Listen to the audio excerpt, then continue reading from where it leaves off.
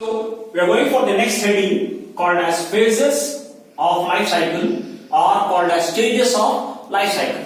So we know that all the living organisms will reproduce, will undergo sexual reproduction has different phases. So before going in phases, we see that the sexual reproducing organisms will have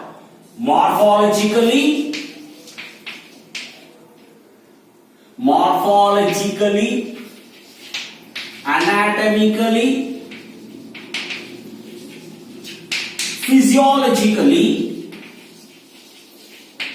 they vary each other. So, the sexual reproducing organisms, they vary one with the other one based on morphologically. The meaning of morphologically, it is the external appearance. So, they vary based on anatomically. The meaning of anatomically, it is the study of internal structures. And physiologically means based on the functions of an organ, it is going to vary. So, all the living sexual reproducing organisms has three phases. One is called as juvenile phase. One of this is called as juvenile phase. So, juvenile phase is also called as vegetative phase. It is called vegetative phase. We'll see one of together. First one is juvenile. The second one is called as maturity or reproductive phase. And the third one is called as senescence phase. So, we are starting one with the other one. First one is called as juvenile phase. So, the meaning of juvenile phase, as the baby is born, it is referred as a period where an individual is taken or born from there. From there, it keeps on growing till maturity. I'll repeat this. The individual, after the birth, after the new one is formed, from there, the animal or a plant is keep on growing and till its maturity, till its reproductive activities. These periods are called as juvenile phase. I'll repeat again. From the birth till the maturity, this period of growth is called as juvenile phase. The word juvenile phase is used in the animals, whereas the vegetative phase is used in the plants. So, this period is called as a juvenile phase. The baby is born or the individual is born, from there till growing till the maturity. We will go for the second one called as maturity phase, or we call it as reproductive phase. Maturity phase or reproductive phase. In the maturity phase, as the individual is grown, they start producing reproductive organs, reproductive parts are being produced, and they grow and attains maturity. They grow, attains maturity and start reproducing.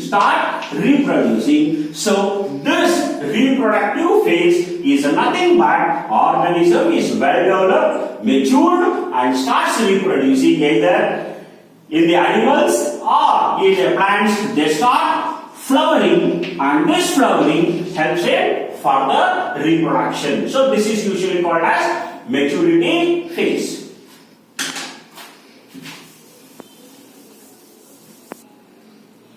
In plants, the reproductive organs are produced based on the development of a flower.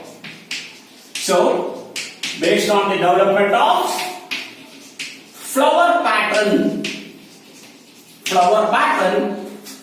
there is a presence of different types of flowers. One is called as monocarpic flowers. Monocarpic. The meaning of monocarpic, in this individuals or in this plants, the flowering is present. The flowering is present only once.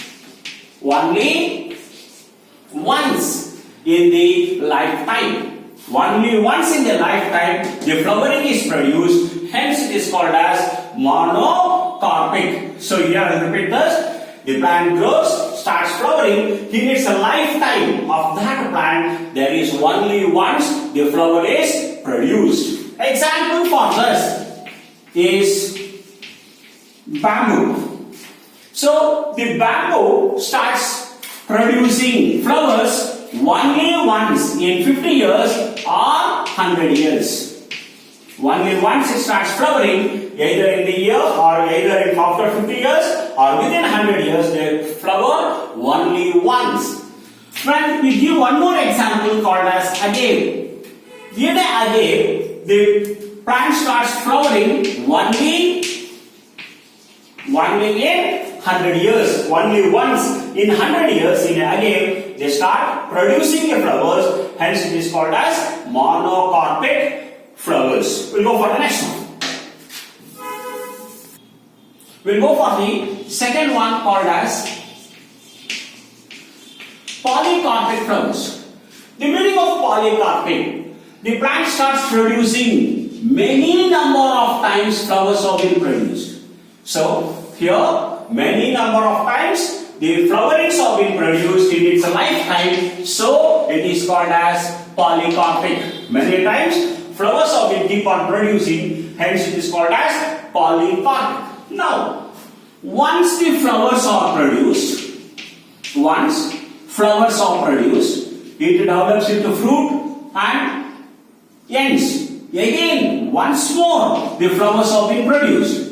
So, a gap in between two flowerings. There is a small gap in between the two flowerings, and this gap is called as interflowering phase.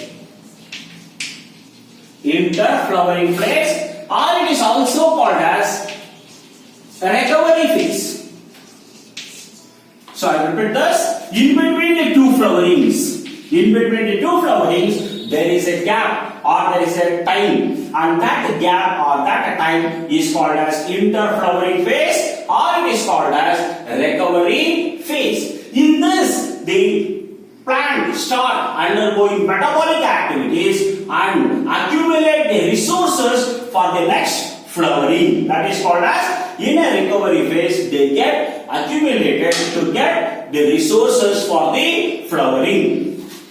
Example for the polycarpus is Strobilocanthus kuntiae.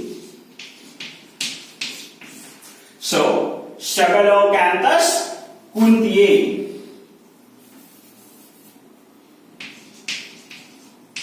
So, this plant is commonly called as Neelakaranji.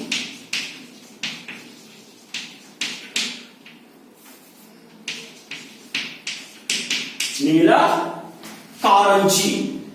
So, in this Strobilocanthus Neelakaranji, they start flowering once in 12 years. Here, in a Strobilocanthus, they start producing the flowers only once in 12 years. So, September and October 2006 flowering was present, and the next September-October 2018 one more flowering have been produced in a polycarpic flowers. Example, Strobilocanthus, once in 12 years they start producing flowers. In animals, we are going to see that the reproduction varies based on maturity. In animals, the reproduction is going to vary based on maturity and the hormonal secretion. Once the hormonal secretions are produced, Based on that, the maturity of an animal is going to keep on varying. Based on this, there are two types. One is usually called as seasonal. They are called as seasonal breeders.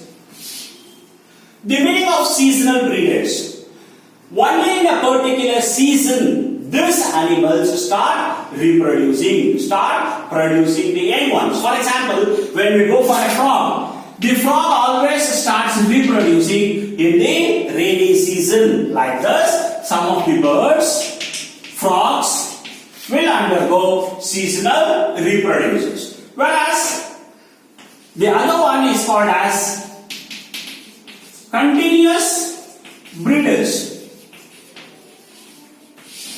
Second one is called continuous breeders. The meaning of continuous breeders: they keep on breeding, they keep on reproducing as the maturity is produced. So, till the maturity of an organism, so it is going to vary from species to species. So, till that, the period of maturity, then till that time, the animals will keep on reproducing. So, it is called as a continuous breeders.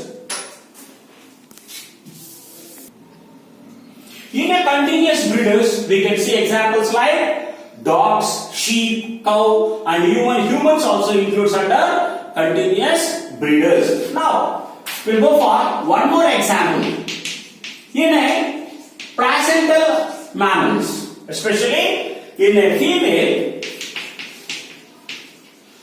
placental mammals, there is some cyclic changes in the reproductive organs. I'll repeat this. In a placental mammals, there is some cyclic changes like activities, maturity, or we call it as the functioning of an organ based on the hormonal secretion. It is going to vary. Based on that, there are two types. One is called as estrous cycle.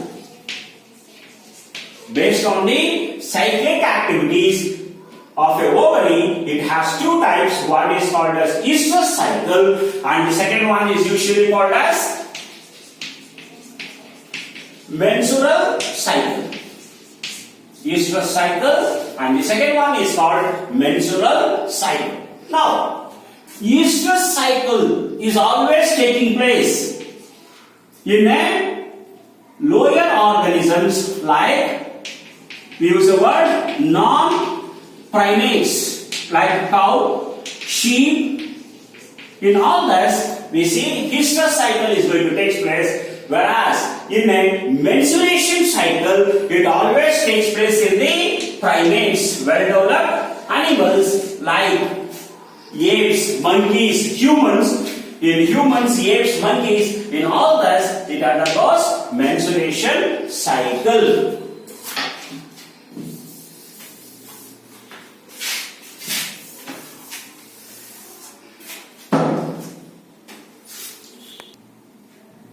So, now we are going for the cyclic changes in an organisms may be of two types. One is estrous cycle and the second one is menstrual cycle. I am giving you some of the differences between the estrous cycle and menstrual cycles. First one, the cyclic changes takes place in non-primates. The meaning of non-primates is a lower organisms, as I said, it may be cow, sheep, deer, rats. In all this, they are called as non-primates.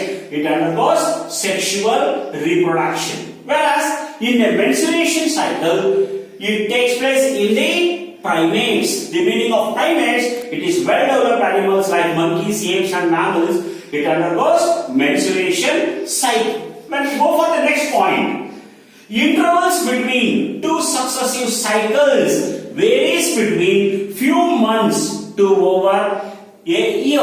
I repeat this. So here, one estrous cycle and the other estrous cycle. In between this, the intervals may be from few months or a year. Few months to 1 year, it undergoes the intervals between two of estrous cycle. Whereas in the menstruation cycle, the interval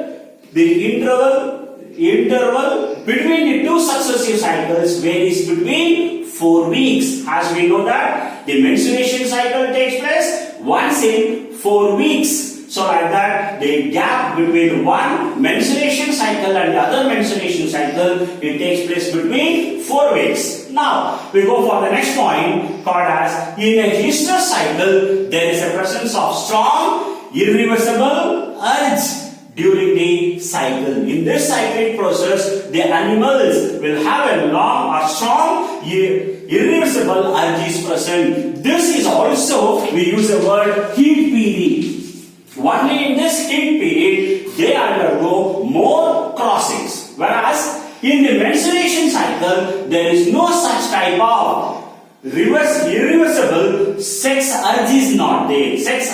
So here, in the menstruation cycle, there is no such resistible sex urges have been present. Next, we go for the other point. In a estrous cycle, the blood bleeding never takes place. No loss of blood, so blood loss or blood bleeding never takes place in a estrous cycle, whereas in a menstruation cycle, the bleeding is going to take place, so the blood loss is going to take place in the menstruation cycle. And in a estrous cycle, some of the examples like cows, sheep, deer, rat, dogs, tigers, in all this, they are called as a non-primates. In a non-primates, it undergoes estrous cycle. Whereas, in a menstruation cycle, it always takes place in the primates, well-developed animals like monkeys, apes and mammals. We can notice menstruation cycle takes place in this organisms. So, this is the difference between estrous cycle and menstruation cycle. At the next one, we are going for the third one called as aging phase or senescence. So this is the third phase. First one is juvenile, second one is maturity, and the third one is senescence. In this senescence, it is the end of maturity. Reproduction is going to stop. Here, as the age is going on, the activities of an organ will keep on reducing. So, here the deterioration of an organ takes place, like metabolic activities or physiological activities reduces and they become old. As they become old, this aging of an organism, is called as senescence. Once the aging takes place, automatically the activities becomes reduced and they become old and finally they die. So, after the maturity is completed, then they enter into a senescence. For example, when we go for humans, in humans, when the menstruation cycle is stopped, such type of a female is called as menopause. Here, in a human female, after 55 years, the menstruation cycle is going to stop. Such type of female is called as menopause. Further in her life, that age is called as senescence. Till her death, this phase, menstruation cycle is stopped. Till her death, this phase is always called as senescence.